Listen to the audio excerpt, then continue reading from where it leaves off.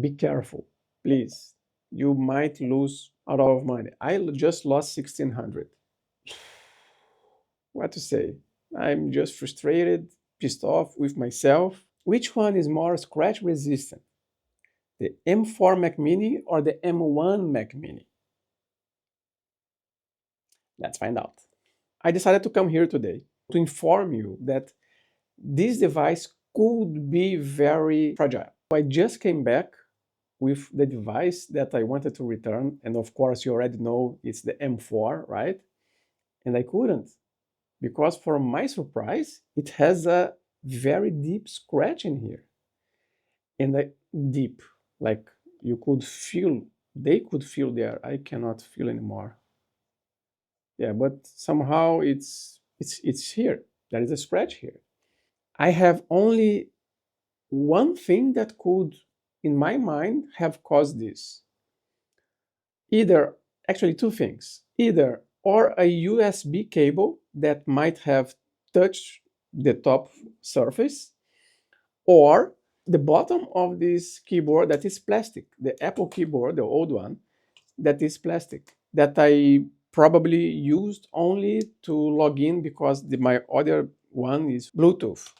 Believe me or not, I have this M1 for 4 years without a single scratch, with way worse care, way less care.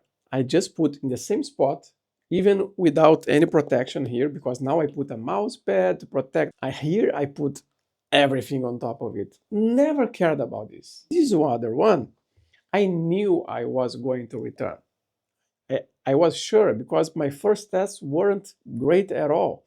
Great for Blender, maybe, for some things in Blender, but not for Unreal Engine. And I work with Unreal most of the time. For music production, this is great, but this is also great.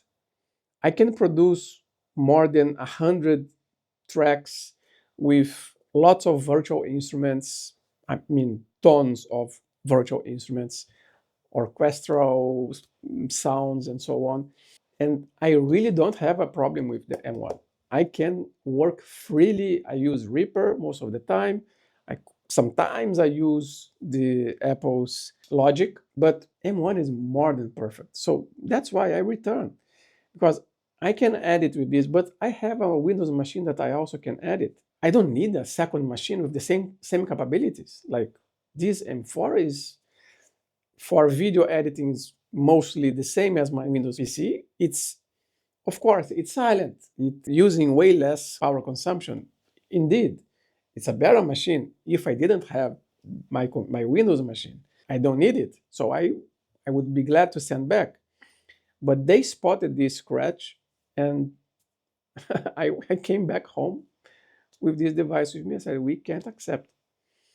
I do buy them, their approach. I'm not blaming them for this, but I might be blaming them for creating such a surface very easily scratchable. You can easily scratch this surface here, which didn't happen in 4 years on this one.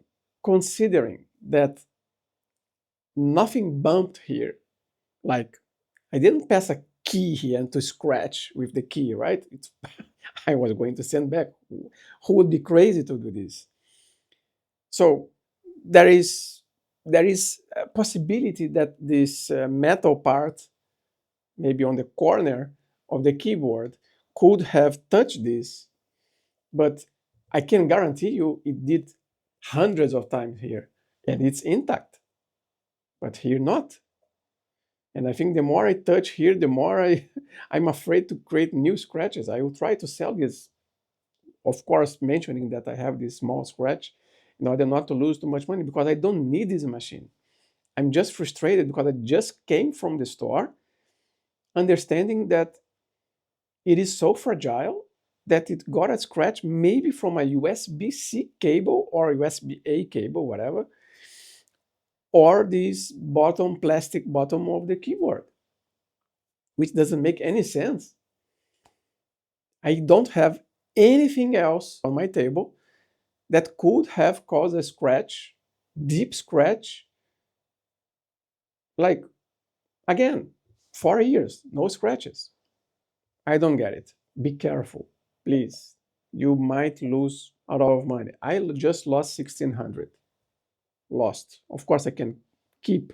I cannot use it for my work. It's not that I don't want to use. I would love to use a silent machine, powerful for the graphics. My Windows PC here is turned on. Of course, I'm recording with my Windows machine. You can listen here. And I have only OBS open now, recording. It's ridiculous. Yes, indeed. Windows machines are ridiculous so far. But they are what we have. This is the technology that works for Unreal and so on. I wish I could use a silent machine, but they're not there yet. Lots of incompatibilities, lots of apps that I would, not apps, like add-ons or assets that I would love to open, to load, to do the test for you guys. I shared in the comments. I would be happy to share. And then someone, can you check this Valley of the Ancient? No, I cannot. It cannot open. Can you check this other one? No, I cannot.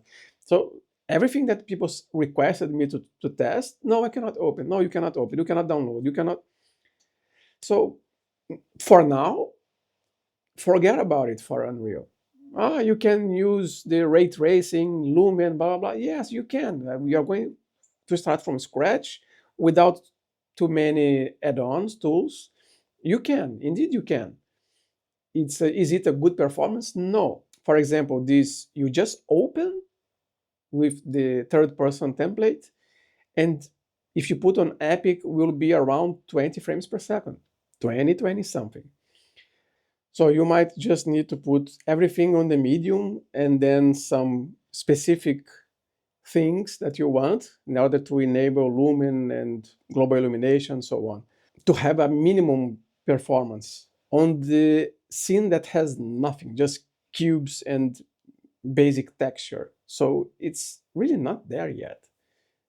I'm talking about the M4 Pro, okay? Not the base one.